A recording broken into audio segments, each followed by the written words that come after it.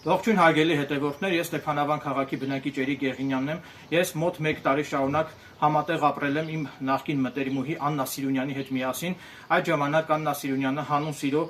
իրեն պատկանող բնակարանը նոտարական կարգով նվիրել էր Էրիկ Եղինյանից, որից հետո ես վաճառել եմ այդ բնակարանը։ Դրանից հետո Աննա Սիրունյանը Արարատ հեռուստաընկերությամբ բարձրաձայնել էր, որ Էրիկ Եղինյանը իբր թե խաբեությամբ տիրացել է իր բնակարանին։ Այդ կապակցությամբ ոստիկանության Վանաձոր քաղաքի բազումի բաժնում նախապատրաստված նյութերով որոշում է կայացվել Էրիկ Եղինյանից նկատմամբ մերժել քրեական գործի հարուցումը խարդախության հանցակազմի բացակայության հիմքով։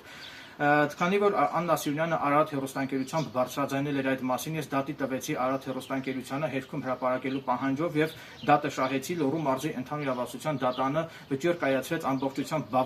բավարարել իմ փաստարկված հայցը եւ դատարանը Արարատ հեռուստաընկերությանը պարտավորեցրեց տեսանյութի ձևաչափով հերքել Էրիկ Եղինյանից վերաբերյալ հրապարակված այդ մտածածին զրկարտությունները։ Նաև նշեմ, որ իմ ունեցած հավաստի տեղեկություններով Աննա Սիրունյանը իր ներկայիս ամուսնու Գրիգոր Դավթյանի վերաբերյալ ահազանգ է տվել ոստիկանության Նայիրի բաժին։ Դրանից հետո ոստիկանության Նայիրի բաժնի ծառայողները եկել են որպեսզի բերման ենթարկեն Գրիգոր Դավթյանին։ Այդ ժամանակ Գրիգոր Դավթյանը իմ ունեցած տեղեկություններով ըստ ոստիկանության կողմից տրամադրված տեղեկությունների Գրիգոր Դավթյանը բռնություն է գործադրել ոստիկանների նկատմամբ եւ այդ կապակցությամբ Գրիգոր Դավթյանի նկատմամբ ներկայումս նախաձեռնվել է քրեական վարույթ եւ Գրիգոր Դավթյանը ներկայումս գտնվում է կալանավորված կալանքի տակ է գտնվում։ Իհարկե ես չգիտեմ, որ իսկապես Գրիգոր Դավթյանը բռնություն է գործադրել Աննա Սիրունյանի եւ ոստիկանների նկատմամբ, թե ոչ, դա պետք է պարզվի դատարանում։ Գրիգոր Դավթյանին առաջադրված մեղադրանք, այսինքն ոստիկանի նկատմամբ բռնություն գործադրելու մեղադրանքը նախատեսում է 4-ից մինչև 8 տարի ժամկետով ազատազրկում։ Առաջիկայում այդ քրեական գործը քննիչի կողմից կուղարկվի հավանաբար Կոտայքի մարզի ընդհանուր իրավասության դատարան, քանի որ ենթադրյալ դեպքը տեղի ունեցել Կոտայքի մարզում, եւ ես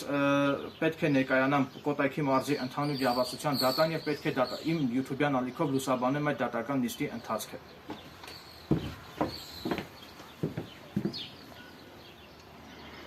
Իհարկե ես անընդունելի եւ անթույլատրելի եմ համարում բռնության ցանկացած դրսեւորում եւ գտնում եմ, որ բռնության ցանկացած դրսեւորում օրենքի ողջ խստությամբ պետք է արժանանա համապատասխան քրեա իրավական գնահատականի։